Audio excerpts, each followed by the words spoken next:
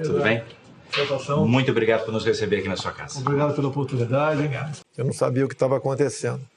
Eu costumo dizer que Juiz de Fora não foi onde levei uma facada, foi onde eu nasci de novo. Então, meu eterno agradecimento aos mestres da Santa Casa de Juiz de Fora. Fui, então, para o Alberto Einstein, em São Paulo, e uma semana depois eu fui submetido a uma nova cirurgia, tendo em vista o quadro infeccioso que se aproximava. Porque a agressão, ela cortou muita coisa de mim, e uma das coisas muito graves, cortou o intestino grosso, onde você espalhou fezes por todo o organismo. Então, o problema de infecção generalizada se fazia presente. Foram momentos difíceis, não esperava estar nessa situação, ainda mais que eu sou um homem de combate. Eu gosto de estar na rua, conversando com o povo, desembarcando em aeroportos, fazendo palestra. Gosto de ação. E, de repente, não são recomendações, são determinações médicas para que eu respeitasse os limites do meu corpo. No momento, dado o que aconteceu, nessa quarta-feira, uma junta médica lá do Alberto Einstein esteve em casa, cujo presidente é o Dr. Macedo, ele falou que a recuperação minha está sendo fantástica. Tendo em vista a minha vida pregressa, que eu não fumo, não bebo, uma vida muito saudável, graças a Deus. E eu, respeitando isso, eu fico livre da colo no final de novembro, começo de dezembro, onde poderia, então, voltar às atividades normais. Mas, candidato, nesse momento, como é que o senhor se sente? Nas condições em que tudo aconteceu, eu me sinto bem. Foi recomendado não falar mais 15 minutos, tanto é que quando chegar para a gente vai parar, dar uma descansada meia hora Tá bem. E voltar novamente a conversar. Me sinto bem, gratificado, feliz por ser uma opção de verdade contra tudo que vem acontecendo no Brasil nos últimos anos, em especial no combate à corrupção. Não podemos deixar que um partido que mergulhou o Brasil na mais profunda crise ética, moral e econômica volte ao poder com as mesmas personalidades. E você pode ver, tudo é conduzido de dentro da cadeia pelo senhor Lula, que indica aí um fantoche seu chamado Haddad, que por incompetência sequer conseguiu passar para o segundo turno na sua reeleição em São Paulo. Então eu me sinto feliz por esse lado, por ser um candidato conservador, que respeita a família, que quer fazer negócio com o mundo todo sem um viés ideológico, que quer jogar pesado na questão da violência, até para trazer um pouco de paz à sociedade, em especial às mulheres que vivem aflitas se seus filhos voltarão em paz ao término da faculdade ou ao término do evento festivo qualquer. Então, esse é o que me proponho, unir o povo brasileiro. E a esquerda sempre tentou nos desunir, criando castas, né? Negros contra brancos, nordestinos contra sulistas, ricos contra pobres, filhos contra os pais, na lei da palmada. Um pai não pode corrigir um filho. Qual pai quer dar uma palmada no filho? Ninguém quer, mas se você vê obrigado a fazer isso, você tem que fazê-lo. O Estado, que usurpa do momento dessa situação para punir os pais que, porventura, dão tapa no bumbum de um filho. E nós queremos resgatar a credibilidade do Brasil junto ao mundo aí fora. Saí um pouco do Brasil nos últimos meses, estive na Coreia do Sul, Taiwan, Japão, Israel, Estados Unidos, e é difícil, mesmo não sendo empresário, ser recebido com o manto da desconfiança. O Brasil, que sempre teve muita credibilidade aí fora, pela alegria do seu povo, pelos contratos, pela palavra, pelo aquilo que nós possuímos de bom aqui no Brasil, tudo isso, ao longo dos últimos 13 anos, foi jogado na lata do lixo. Vamos, se essa for a vontade de Deus, recuperar o nosso Brasil. Essa entrevista também é a primeira desde a conclusão do inquérito policial sobre o que aconteceu em Juiz de Fora.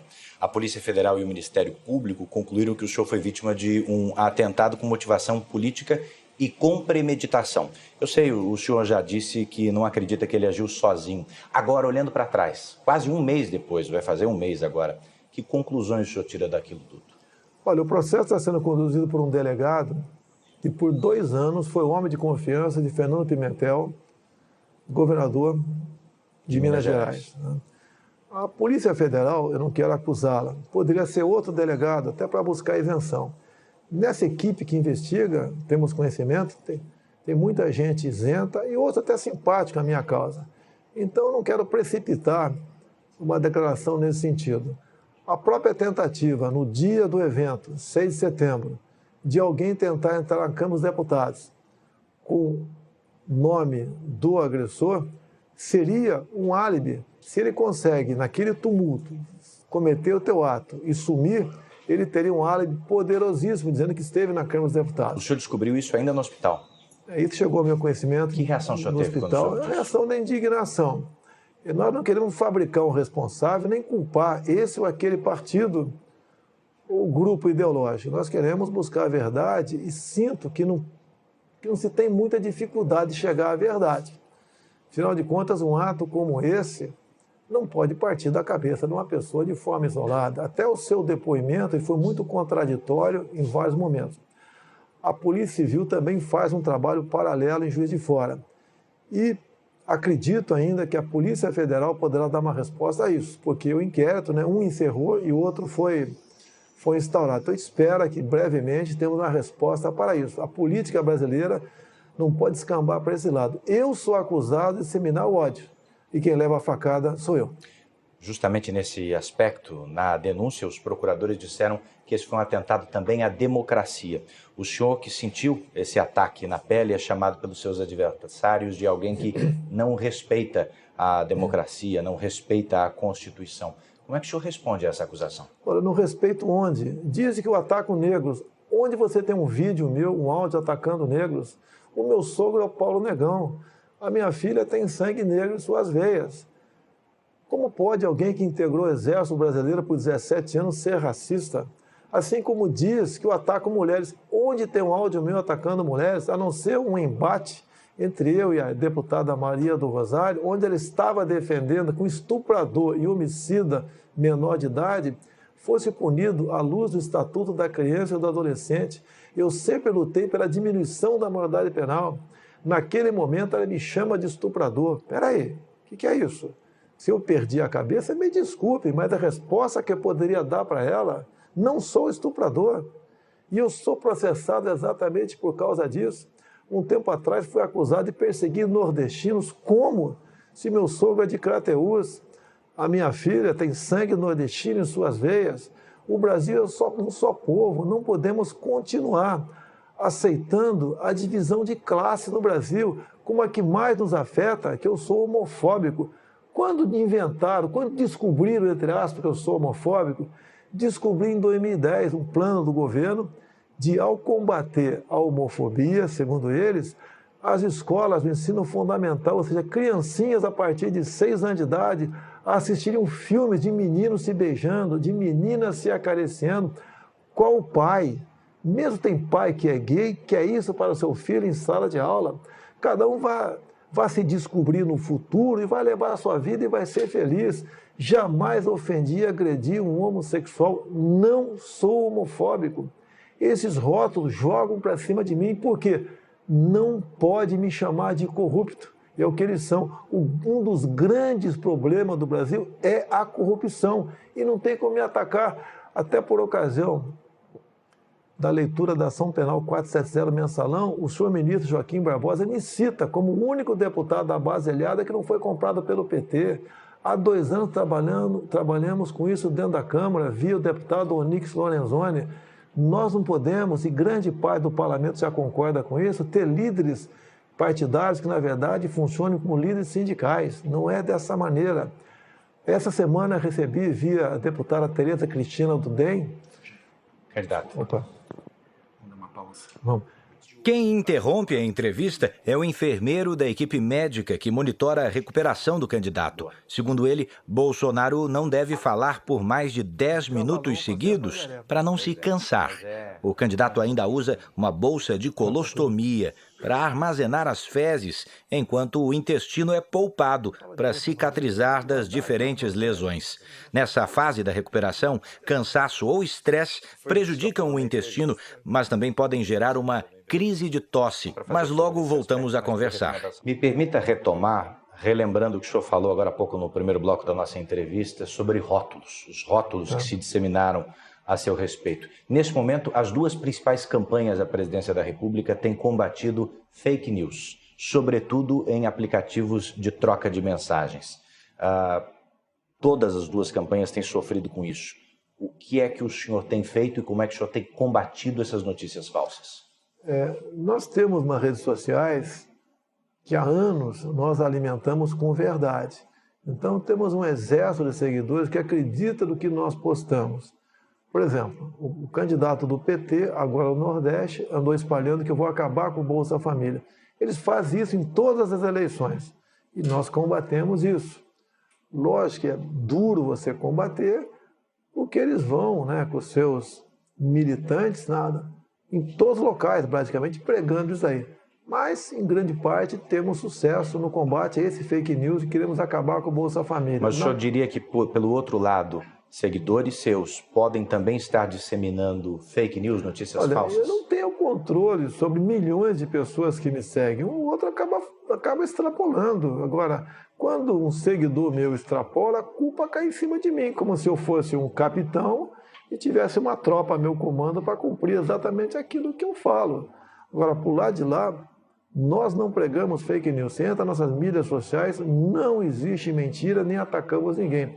Nessas lives que temos feito às 8h30 da noite, eu tenho pego o plano de governo do PT, documento deles, análise da conjuntura, por exemplo, bem como o caderno de tese do PT em 2015, e mostrando por escrito o que está na página deles. Como, por exemplo, enquanto o Paulo Guedes tem um projeto bastante ousado no tocante à economia, e ele foi claro isso em palestras, dizendo que quem ganha até 5 mínimos não vai pagar imposto de renda.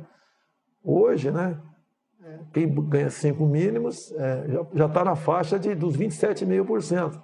E acima disso, uma alíquota única de 20%. O que o fake news faz?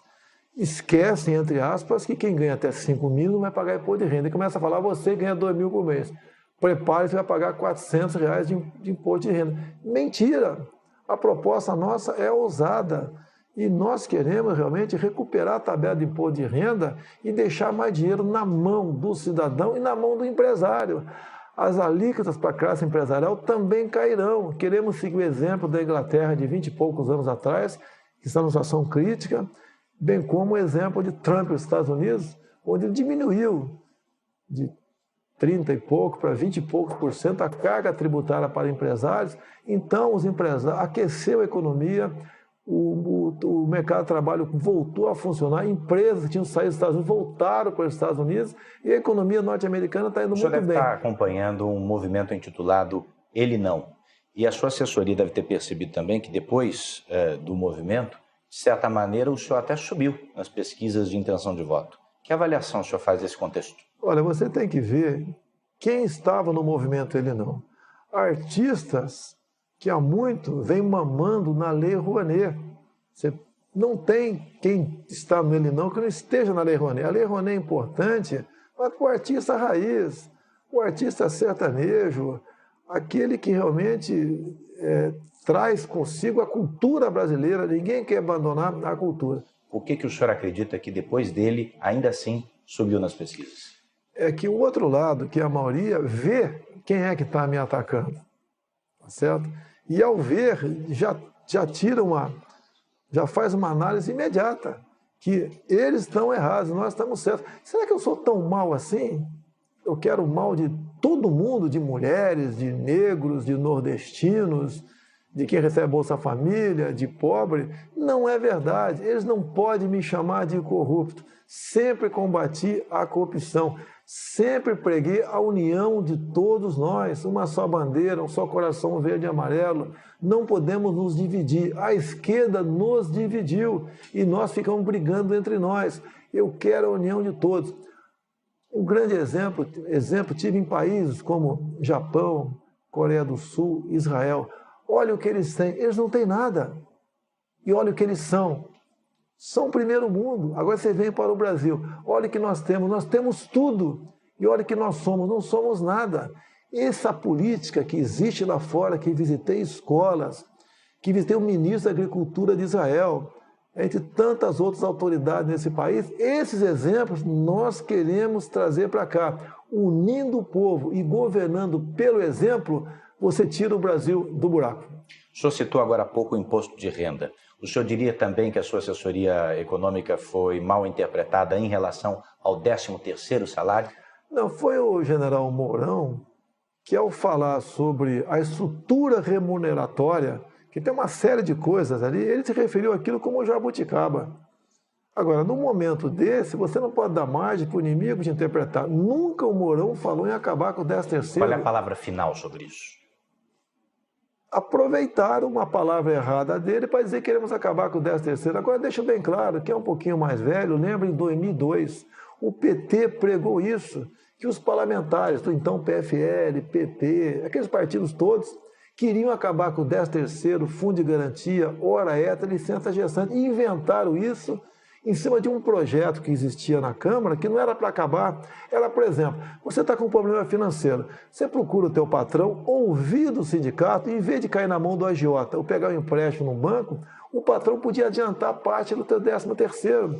Você estava com problemas, por exemplo, queria estar no mês de setembro, e você gostaria de dar uma folga para si, chegaria para o patrão, ouvido pelo sindicato, e pegasse um desconto em férias, que existe nas Forças Armadas. Você pegava 15 dias de desconto em férias, ia dar uma relaxada para voltar com as baterias recarregadas. O PT pegou um projeto desse, que não acabava com os direitos, apenas flexibilizava e passou a massificar, dizendo que queríamos acabar com aquilo. Eu quase perdi o meu mandato em 2002, porque eu fui acusado também de querer flexibilizar aquilo tudo.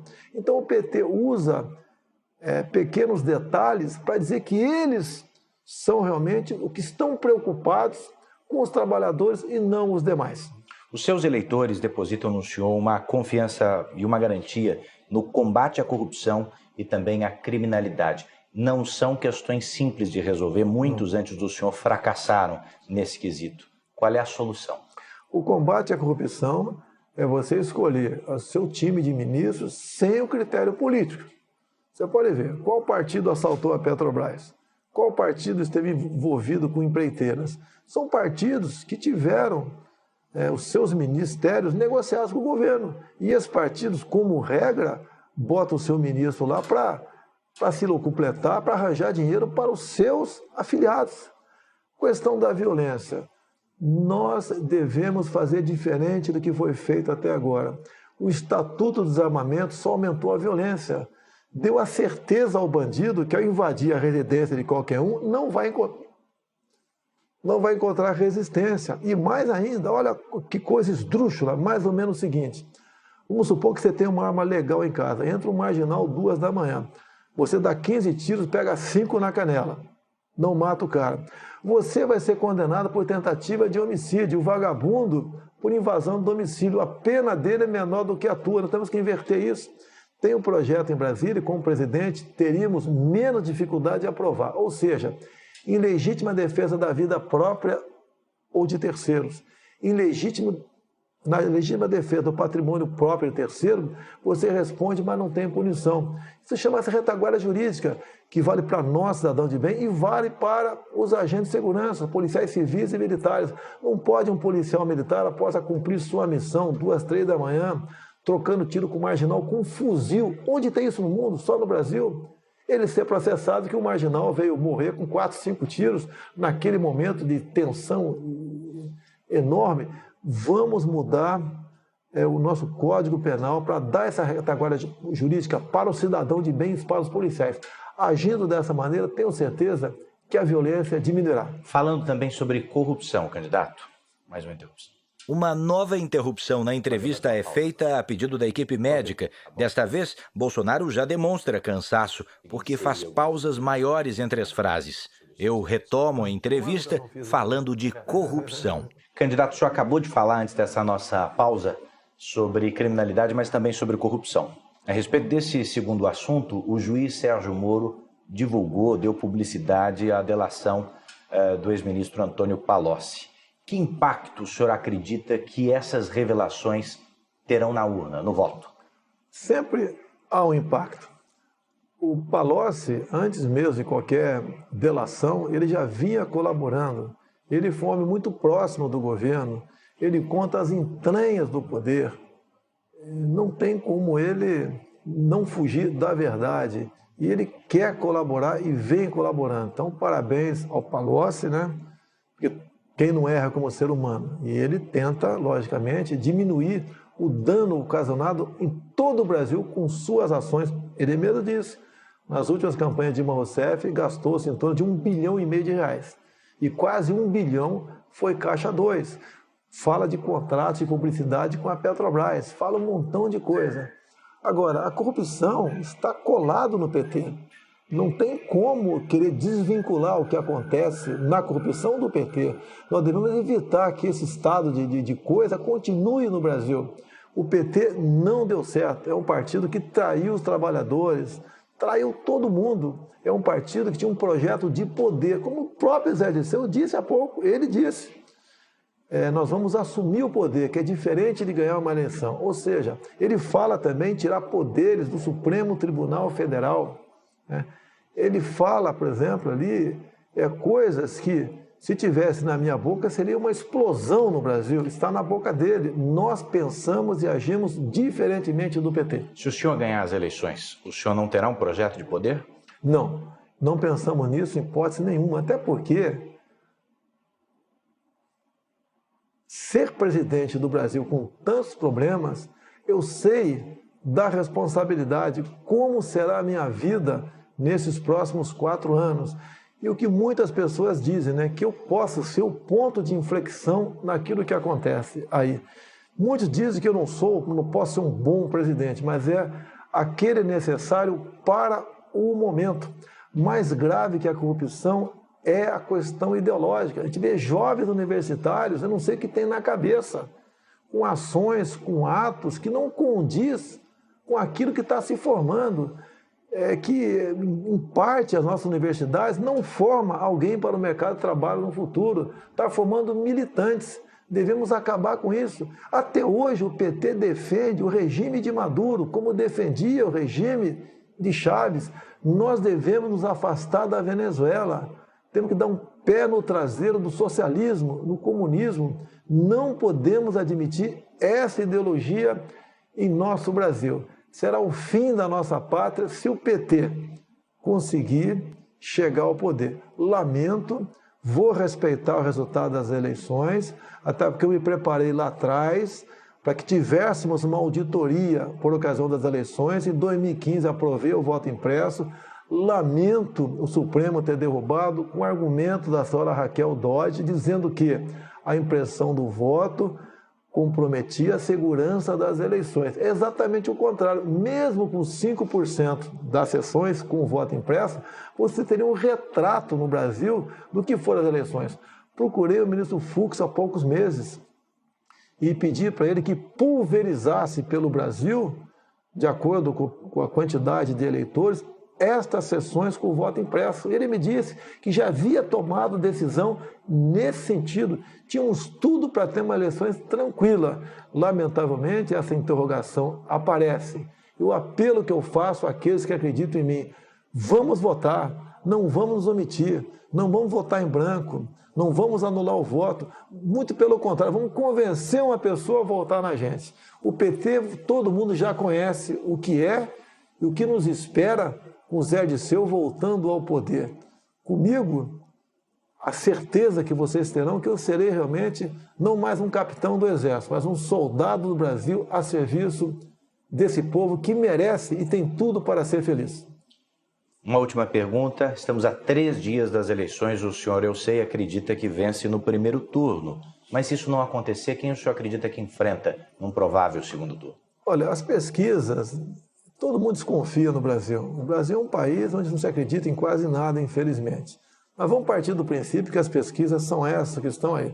Não fugiremos do candidato do PT. Não será nós contra ele, será o Brasil que quer mudanças, o Brasil que não quer mais corrupção, o Brasil que quer que criança seja respeitada em sala de aula, o Brasil que acredita na família, é o Brasil que respeita as religiões, um Brasil que quer conversar com o mundo todo sem o viés ideológico, um país que quer jogar pesado na questão da violência, até para dar paz para as mulheres que são preocupadas com a integridade física dos seus filhos. É um Brasil que quer isso, é um Brasil que é menos imposto, é um Brasil cujo presidente vai trabalhar em equipe. Ninguém vai querer decidir nada sozinho. Muita coisa não entendo. E com boas pessoas e com isenção para escolhermos essa equipe de ministros, nós temos tudo para começar a fazer o Brasil andar. Quero agradecer por me conceder essa entrevista. Veja a seguir o Dia dos Candidatos a Presidente da República. E ainda nesta edição.